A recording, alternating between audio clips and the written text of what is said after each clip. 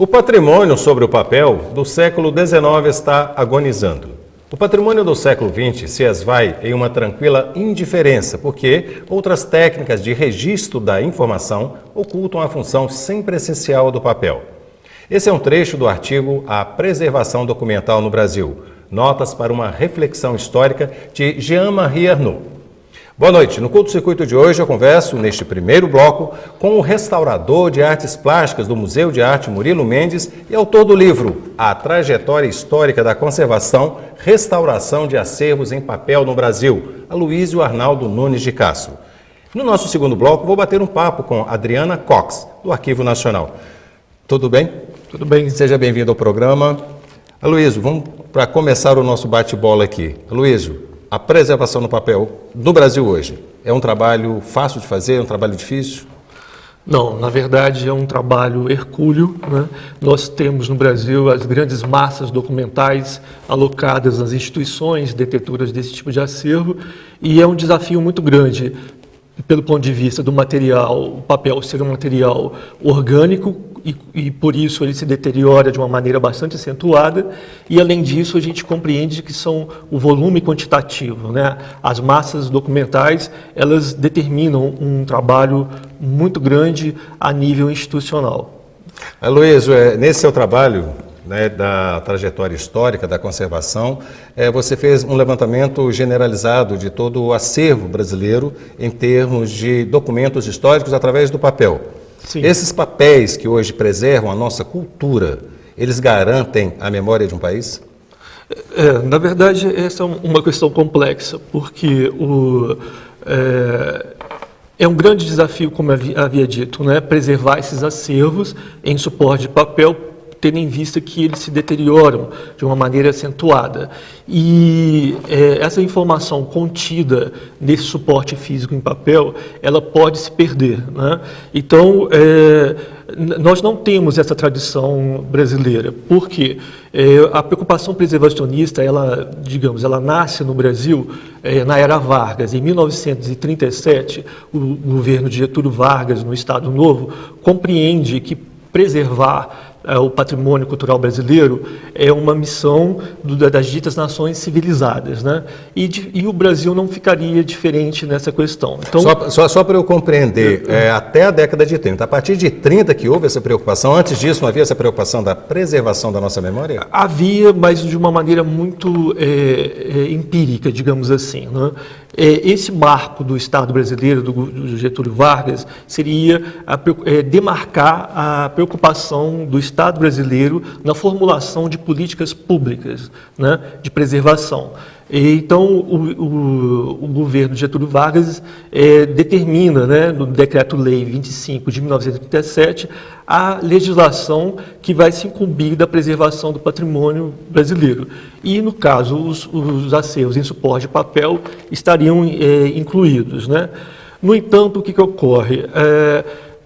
Ao longo do que a gente chamaria a fase heróica da preservação do patrimônio cultural brasileiro, essa tipologia de acervo não mereceu atenção. Ela ficou preterida em relação à primazia que foi os monumentos arquitetônicos. Emblemáticos que eram, né, desse conceito iluminista de cultura, muito voltado para os grandes feitos, para os grandes heróis, né? Então, os papéis eles ficaram preteridos, né, e não houve, de fato, essa preocupação com essa tipologia de acervo. Foi necessário, portanto, que a gente considera aí um grande divisor de águas, que foi na década de 80, né?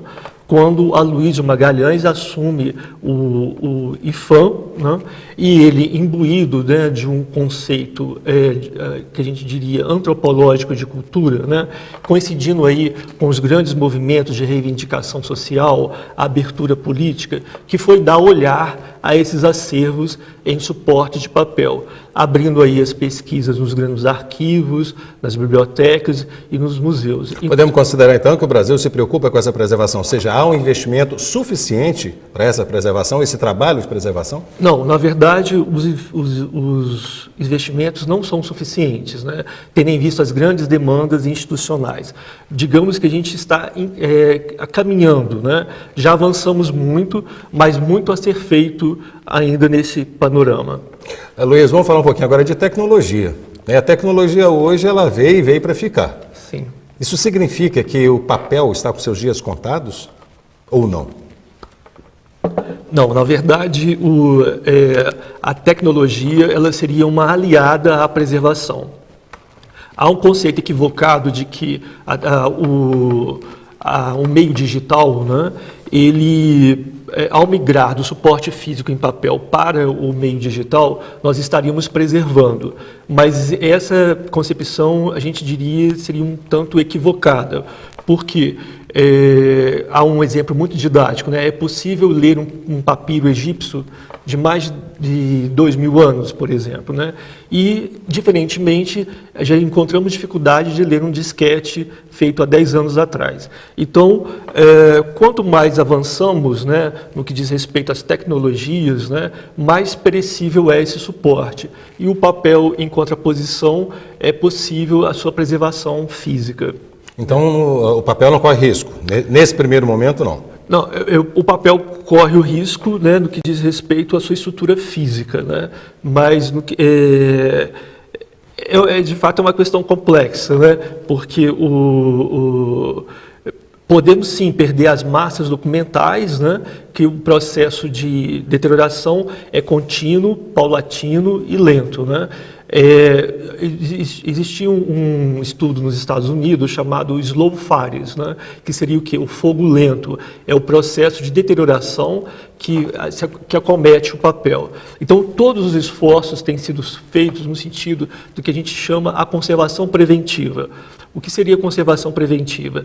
Seria alocar, né, a tecnologia no sentido de manter condições ideais de temperatura, umidade, de guarda, de arquivos, de acondicionamento técnico, para que esse acervo, né, tenha sua deterioração minimizada e possa, dessa forma, esse suporte físico, essa memória grafada no suporte de papel, atingir as futuras gerações. Luiz, recentemente a universidade adquiriu um acervo fabuloso do Domivili Nóbrega e do Itamar Franco, o que no total soma-se em torno de 20.000 documentos, em sua grande maioria papel. Sim. Tá? Podemos garantir que haverá essa conservação, esse cuidado específico com esses documentos? A gente teria que trabalhar em 3 grandes níveis, né? Preservação, conservação e restauração. O que seria preservação? Né? Seria o guarda-chuva, né? Seriam as medidas político-administrativas, são a alocação de verbas, as linhas políticas e institucionais, né? Muito ligado à questão da gestão, os projetos a médio e longo prazo, né? Já a conservação seria quando a gente trabalharia no sentido de manter esse bem cultural, o papel, livre do dano, né? Dando condições, como eu havia dito, de guardas idealizadas, de acondicionamento técnico, de manuseio, né? Já a restauração, ela seria um trabalho de intervenção a esses bens culturais que não escaparam à deterioração física, química e biológica, que deturpa, né, a estrutura físico e material e os valores estéticos e informativos desse bem cultural. Então, para que esses acervos que você citou sejam preservados, nós obrigatoriamente temos que trabalhar em 3 grandes linhas, né? Na linha da preservação, da conservação e da restauração, para que a gente atinja esse objetivo maior da salvaguarda desses acervos bibliográficos e documentais. Qual o documento mais antigo que você já manuseou e já trabalhou em termos de preservação desse papel? Eu já tive a oportunidade de trabalhar com mais antigos, com pergaminhos medievais de 900, né? E já trabalhei também no Museu Mariano Procópio, com exemplares do século XVI, século XVII, materiais bastante interessantes do ponto de vista da constituição material e dos valores, e que demandavam uma restauração muito complexa. Você acredita que esses documentos não estão garantidos também com essas tecnologias, novas tecnologias que contribuem também para a conservação e preservação do documento? As novas tecnologias, elas contribuem sobremaneira. Primeiro, no que diz respeito a processos de intervenção. Hoje nós temos avanços muito significativos, né, nos laboratórios científicos, situados sobretudo nos Estados Unidos e na Europa, que permitem a gente fazer uma análise muito acurada do ponto de vista da constituição do material, né, e que possamos intervir. Por exemplo, hoje tem uma técnica chamada espectroscopia Raman, que o raio laser incide sobre o documento e você pode analisar com bastante precisão quais são os elementos constituintes desse papel, que tipo de fibra que ele tem, que tipo de pigmento o artista usou, enfim, isso dá uma segurança muito grande no que diz respeito à intervenção do restaurador, né? Então a tecnologia ela contribui favoravelmente à preservação. Por outro lado, também a tecnologia, no que diz respeito aos processos de migração de suporte, né, elas contribuem, né, elas trabalham, digamos, de mão dadas com a preservação do meio analógico, né? Então, o meio analógico seria o meio físico, né, o suporte físico tradicional, papel, pergaminho, papiros, enquanto que o meio analógico seria, o digital seria as novas tecnologias da informação, né? A produção contemporânea hoje, ela se dá sobretudo no meio digital. Você cita em sua obra, né, que afinal foram 5 anos, né, de pesquisa, que é o resultado da sua dissertação, né, Luiz? Ampliada de pesquisa. Ampliada, né? Você cita muito o Edson Mota, preservador. Isso. Como ele contribuiu para a produção dessa sua obra? Bastante interessante. Edson Mota, né, por sinal aqui de Juiz de Fora, né, é um pintor que começa sua carreira aqui com César Turati, inclusive no Museu Mariano Procópio há quadros deles, né? Então o Edson Mota, ele vai para o Rio de Janeiro e frequenta a Escola Nacional de Belas Artes, né? E em 1939 ele ganha o famoso prêmio de viagem à Europa e passa 2 anos em Portugal, Itália, pesquisando sobre técnicas de pintura, né? E quando ele retorna, né, Rodrigo de Melo Franco de Andrade, que trabalhava no patrimônio, o convida para trabalhar nas igrejas do Estado do Espírito Santo e aqui de Minas Gerais. Com isso ele começa um trabalho de restauração. Em seguida, por influência também do Rodrigo Melo Franco, ele consegue uma bolsa de estudos pela Fundação Rockefeller, né, e vai estudar na Universidade de Harvard, no Fogg Museum. E com isso, o Edson Mota toma contato com os grandes nomes da restauração, né? Ele vai ter uma formação que a gente chamaria uma formação científica de restauro.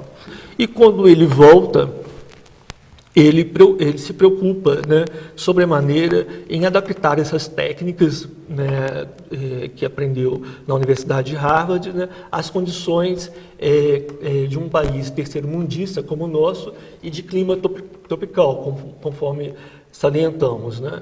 E Edson Mota, então, ele com esse protagonismo, né, ele é considerado o pai da restauração científica no Brasil. Luiz, queria agradecer muito a sua presença aqui no nosso programa Culto Circuito, que tenha bastante sucesso com a trajetória histórica da conservação, restauração de acervos em papel no Brasil. Espero que todo mundo tenha acesso a isso, porque se nós não conhecermos um pouquinho dos nossos acervos, da nossa memória, como diz a célebre frase, as civilizações que não conheceram a sua própria memória morreram 2 vezes. Muito obrigado pela sua participação, Aloysio. Não saia daí, daqui a pouco o Culto Circuito volta para conversarmos com Adriana Cox, assessora do Conselho Nacional de Arquivos, e saber um pouco mais sobre a conservação de acervos no Brasil. Até já.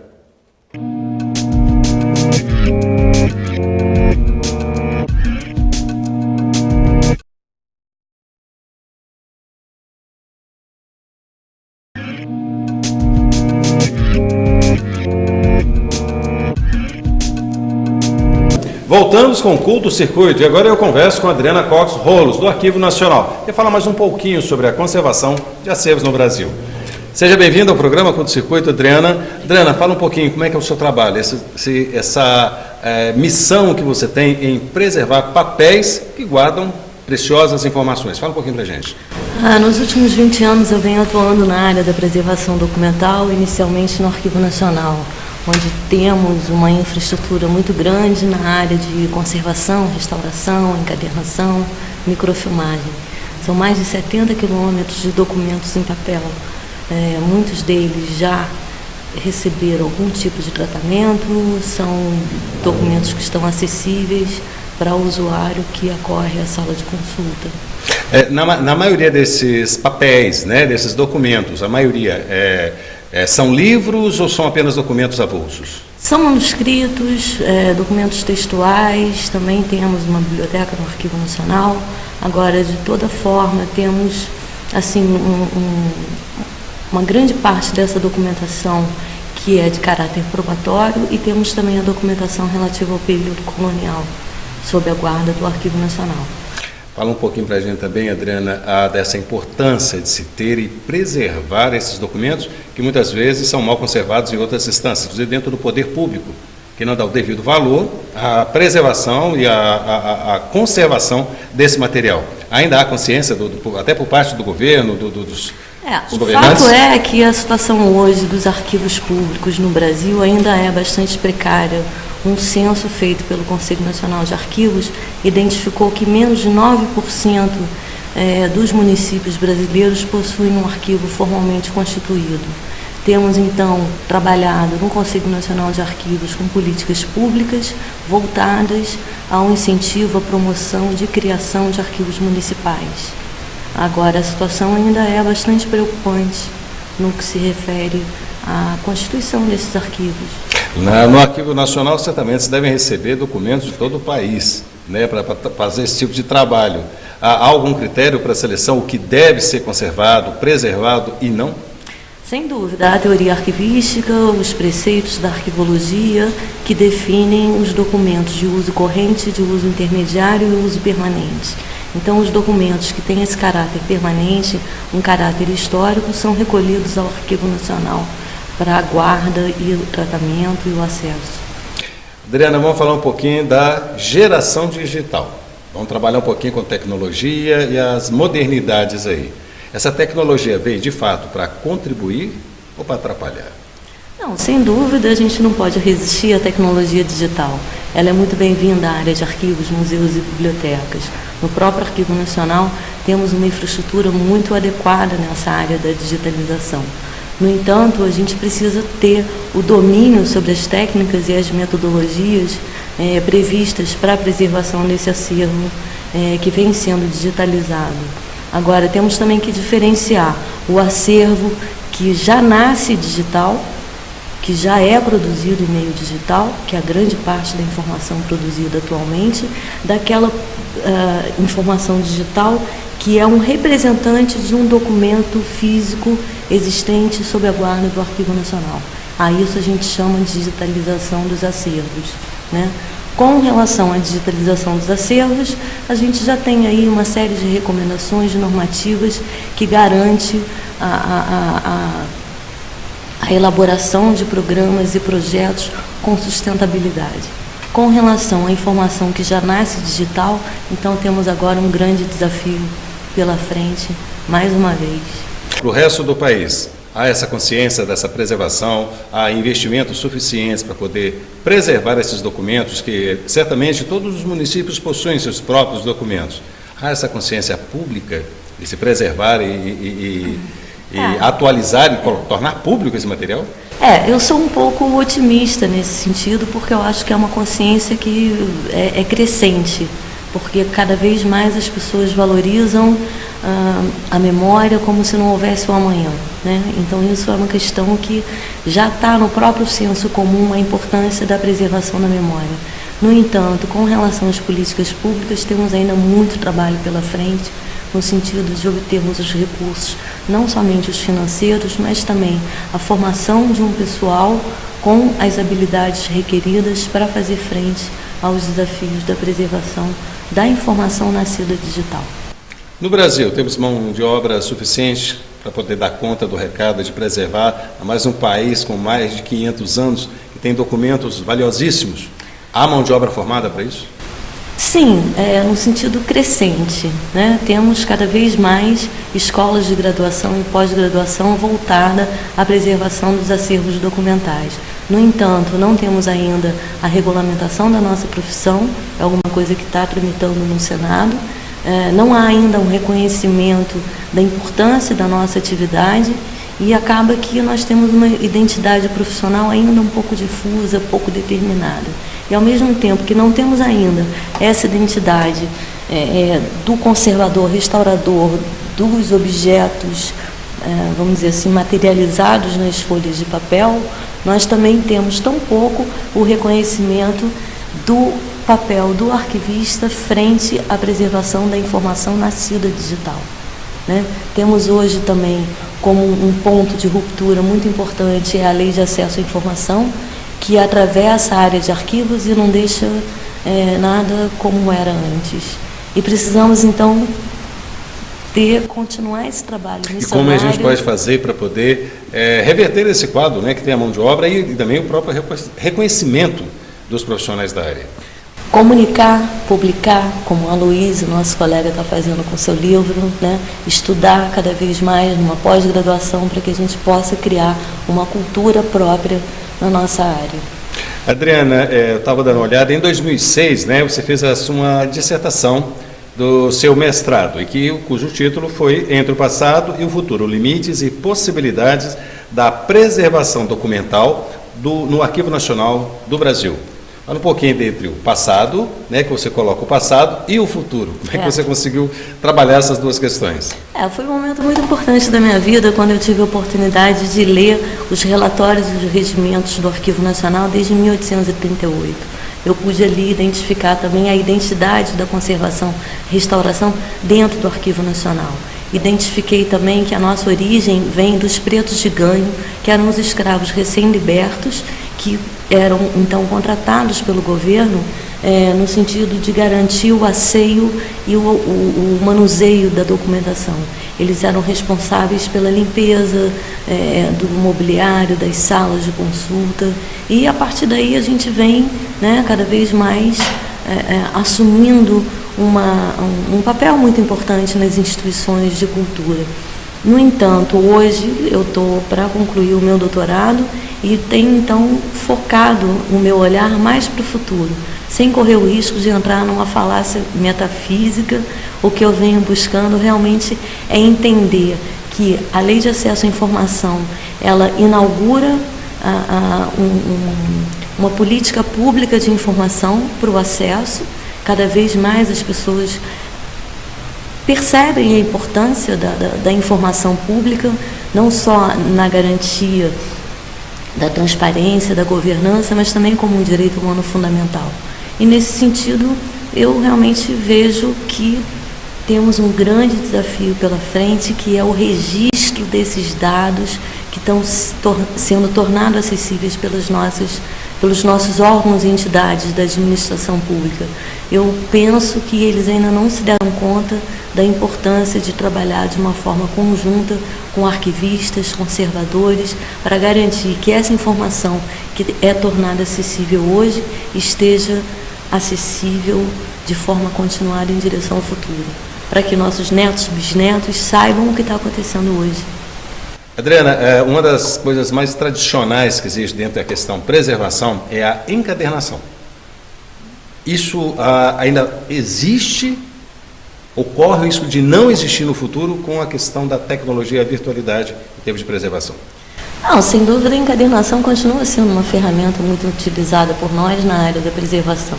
Nós temos aí um estoque material que herdamos muito grande e que exige essa técnica, principalmente com relação ao acervo bibliográfico. Com relação a outros tipos de informação, outros tipos de acervos, ela já não é utilizada, mas de todo modo, ela, inclusive no próprio Arquivo Nacional, temos uma área de encadernação muito bem implantada, com excelentes especialistas. E a qualidade garante a preservação desses documentos por muito tempo? Sem dúvida, a encadernação é uma medida de preservação, uma vez que ela consegue reunir e manter uma unidade dessas folhas encadernadas. É uma medida de preservação. E há o cuidado, quando da encadernação, da manutenção desse material encadernado, porque é comum a gente observar dentro das próprias bibliotecas livros, na verdade, esfacelados. E isso, com certeza, deteriora e compromete a perpetuação, a conservação daquele produto para o patrimônio cultural de uma cidade. Segundo estudos realizados, o manuseio inadequado é uma das maiores causas de deterioração nos arquivos. E isso implica também o mau manuseio das encadernações. Então, eu não tenho dúvida que um trabalho comunicativo junto aos usuários seja suficiente para eles aprenderem a manusear adequadamente esses volumes encadernados, evitando então o dano a essa encadernação. Uma vez que esse dano ocorre, existem também metodologias técnicas de reparo dessa encadernação ou até mesmo a sua substituição em caso extremo de danificação. Adriana, como é que as pessoas podem ter acesso a esse material que ao mesmo tempo ele é conservado e entregue às pessoas? Cada vez mais esses acervos vêm sendo digitalizados e disponibilizados na nossa página da web, que é o www.arquivonacional.gov.br, e também na própria sala de consulta, numa consulta presencial. Adriana, queria te agradecer a sua presença aqui no programa Curto Circuito, que tenha bastante sucesso, que conserve, preserve bastante material, que esse país precisa um pouquinho de memória. Muito obrigada, prazer é todo meu estar aqui. Muito obrigado, Adriana. E o Curto Circuito fica por aqui, mas continua na web. Você pode assistir aos programas anteriores no nosso canal no YouTube, além de participar e sugerir pautas através do nosso Facebook e Twitter. Então, todos uma boa noite e até semana que vem. Tchau.